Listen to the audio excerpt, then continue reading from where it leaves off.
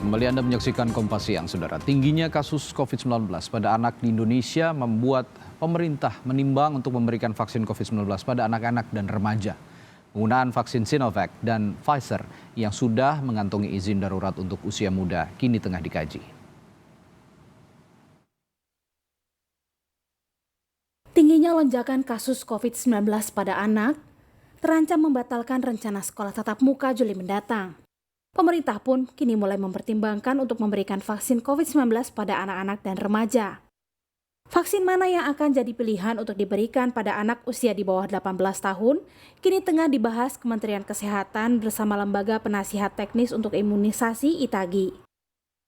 Vaksin COVID-19 buatan Sinovac dan Pfizer masuk pertimbangan karena keduanya telah mengantongi izin darurat untuk digunakan pada anak. Kita juga yang kedua sedang mengkaji vaksin-vaksin mana yang sudah memiliki emergency use authorization untuk usia muda. Yang sudah kita amati sekarang ada 2 yang ada di listnya kita. Satu adalah Sinovac yang bisa antara umur 3 sampai 17. Kemudian satu lagi adalah Pfizer yang bisa umur 12 sampai 17. 8 Juni lalu, produsen vaksin Sinovac mengklaim telah mengantongi izin darurat dari pemerintah Tiongkok untuk penggunaan pada anak berusia 3 sampai 17 tahun.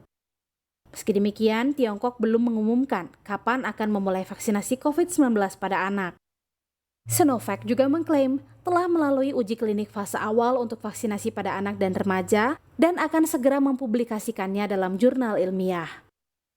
Sementara itu, vaksin Pfizer telah selesai melakukan uji klinis pada anak usia 12 sampai 15 tahun dengan hasil respons antibodi yang baik dan kini tengah diuji untuk usia 5 hingga 11 tahun. Keputusan akan diambil setelah menimbang pula pola pemakaian vaksin terhadap anak dan remaja di sejumlah negara. Namun, di tengah lonjakan kasus COVID-19, Ikatan Dokter Indonesia meminta pemerintah menunda penyelenggaraan sekolah tatap muka di tengah lonjakan kasus COVID-19 yang kini lebih gila dari tahun lalu. Kekhawatiran risiko lonjakan kasus COVID-19 pada anak jadi alasan utama.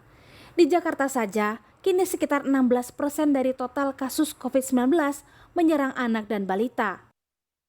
Dengan positivity rate mingguan, bukan harian ya, positivity rate mingguan itu lebih dari 40%, berarti risiko penularan antar siswa bila dibuka tatap muka itu amat sangat tinggi sekali. Jadi dengan positivity rate sekarang ini tidak boleh dibuka opsi sekolah tatap muka. Demikian pula uji cobanya itu. Sambil menunggu vaksinasi terhadap anak, IDI meminta orang tua mengedukasi anak soal disiplin menerapkan protokol kesehatan. Untuk menekan laju penularan serta keparahan dan angka kematian, pemerintah juga kini terus menggenjot target vaksinasi 1 juta dosis per hari agar bisa segera mencapai kekebalan komunal atau herd immunity. Demi mengejar target itu, 24 Juni lalu Kementerian Kesehatan pun akhirnya mengizinkan pos pelayanan vaksinasi untuk melayani masyarakat tanpa memandang domisili atau tempat tinggal pada KTP. Surat edaran ini memungkinkan semua orang yang menjadi target vaksinasi untuk mendapatkan vaksin di pos pelayanan vaksinasi manapun selama diberikan sesuai dengan ketentuan, interval atau jarak antar vaksinasi. Jarak antar vaksinasi untuk vaksin Sinovac misalnya 28 hari dan vaksin AstraZeneca adalah 8 hingga 12 minggu. Tim Liputan, Kompas TV.